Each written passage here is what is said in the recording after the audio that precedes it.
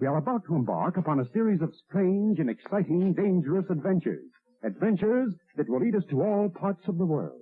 Hello and welcome to another Bad Comic Review. This time we are looking at Detective Comics number 978. This is written by James Tynion IV, art by Javier Fernandez, artist John Kalisz, colors Sal Cipriano on letters, Eddy Barrows, Eber Ferreira, and Adriano Lucas on the cover. That is a pretty cool cover. It's dynamic, says something interesting's happening. Dave Walgos, assistant editor, Chris Conroy, editor, and Jamie S. Rich, group editor. Now there is some really cool interior art, especially when they show Kane Manor. That looks really awesome, but I'm not a huge fan of this art style. It has some really cool shots, but there's some facial things that look really lazy, but the distant shots look pretty interesting overall. So somebody is pushing Bruce Wayne, aka the Batman, into a confrontation with Batwoman and her father, Colonel Kane, at Kane Manor, and it's obvious that their systems have been compromised. By the time Tim Drake figures it out, it's too late, and something goes horribly wrong, and we are introduced to the General, as he calls himself now, and his plan of investing himself more in the future and becoming less of a bit player because he doesn't want to be left out. So far, this is building up to be a really good storyline. This is the third chapter of Batman Eternal. You'll have to at least read the previous two issues, but honestly, you'd probably have to read about the last year's worth of Detective to just be up to speed with what's happening here. But overall, it's a pretty good story. It does a decent job of recapping last issue and some of the events of the previous story arcs. I would have to say this is much better storyline than Tynion did on the previous story arcs that I've looked at, and I would recommend this. It was fun. It is an interesting story so far. Some of the way they structure the panels is good. I'm going to try not to give a whole lot away here, but it'll be pretty easy for you to figure out what's going on, and they are going to ruin it, a little bit of it on the next issue. That's fairly unavoidable. So if you get a chance to pick this up, I would definitely do so. I wouldn't pay more than a couple bucks for it. It's not a classic in the making, but it is a fun story so far. That being said, I would say if you're going to pay more than $2 an issue, just buy a used trade paperback. They're not really worth more than that in my opinion, but it is an interesting story that is worth checking out if you're interested in the Batman family and the dynamics there, and it is a pretty fun adventure story. The art, like I said, is a little hit and miss, but overall it's okay. Considering I paid about $1.50 for my copy, I don't feel cheated for it. I thought it was fine. I don't particularly care for the style, but for what it is, seems pretty functional. And like I said, some of the interior shots and exteriors of Kane Manor looked really cool. It has kind of a gothic look to it, but beyond that, it's only okay. But that's just my opinion. As always, thank you so much for listening and supporting the channel. If you enjoyed the video, give it a thumbs up and subscribe so you don't miss future reviews, and we hope to see you on the next one.